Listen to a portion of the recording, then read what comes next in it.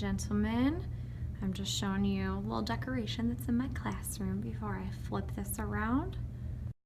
Here we go. I'm gonna set you down here, and we are going to be starting the 4th step in my 5-step warm-up process right now. So the 4th step, like I listed on the title of the scope, is called lows, and that pertains to the lower portion of your register. If you didn't catch the first few steps of this, you can go ahead and watch on my catch.me page. It's catch.me/BrookePerlman, B-R-O-O-K-E, Perlman, P-E-R-L-M-A-N, just like my handle here on Periscope and on Twitter. I'm just gonna give a few people a moment to step on. Hi, Kristen. That's my coworker right there. Oh, there's my finger right there. Just gonna give everyone a minute to pop on. I know I just posted that I'd be live in 5, so I have a few viewers that I think I'm waiting for, and I just wanted to let you know that I really appreciate you guys for watching these, and hopefully they've been helpful to some of you singers or non-singers. All right. We're gonna go ahead and get started with just Kristen viewing us today. That's fine. I've got my 1 viewer and I'm pretty happy about it.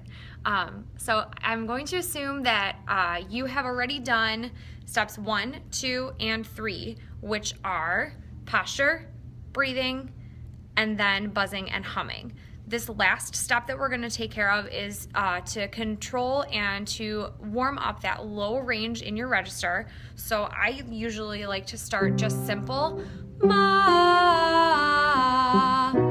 ma, nice and open, ma. You can change this vowel too. You can go ma, mi, me, mo, mu, as long as you're making sure to open your mouth to let the sound come out and resonate. Just as we talked about in the humming scope, where you want to have that like that space on the inside where you're lifted in your soft palate, same thing when you're singing. And when you're singing low, you want to make sure that you're projecting your sound forward and not giving it this like weird Kermit-y back space. You want to have a balance between your front space and your back space. So we'll get into that in just a second. So again, you can just continue me, mo, moo, and that's about as low as I go because I'm a soprano. You could take your guys or your altos lower than that. That's generally what I do, and I just don't sing along with them. I've modeled enough for them at that point that they can kind of catch along with what I'm doing. Another nice one are what I call onsets. So this is to also help with a little bit of that spin. Oops. I'm still at school, so you can hear a little bit of the announcements and a little bit of the crazy that's going on in the music hall right now. So we've got those onsets, which helps a little bit with your flexibility and your vibrato, as well as taking your voice down low to kind of amp you up and get you ready to sing. So those sound like e, e, e, e, e. You can almost see it. It's so cool to watch myself sing. So you can almost see that vibrato start right away. They're onsets because you want the vibrato to start at the onset of the sound instead of e, where it comes on at the tail end. This is an onset. E, e, e, e, e, e, e, e, e, e, e, and so on and so forth. So originally I started talking about backspace and front space. So if you picture a big tube, a big long tube going here, you've got front space, you've got backspace. Now backspace, a good example would be like a Kermit the Frog voice. So all the way back here is like, hey, I'm Kermit, you're all the way back there. And then you bring it forward and that's your nasal part. Hey, hey, hey, hey, hey. That's like when you're imitating a little kid. So you want somewhere in the middle of those two spaces. So if you go,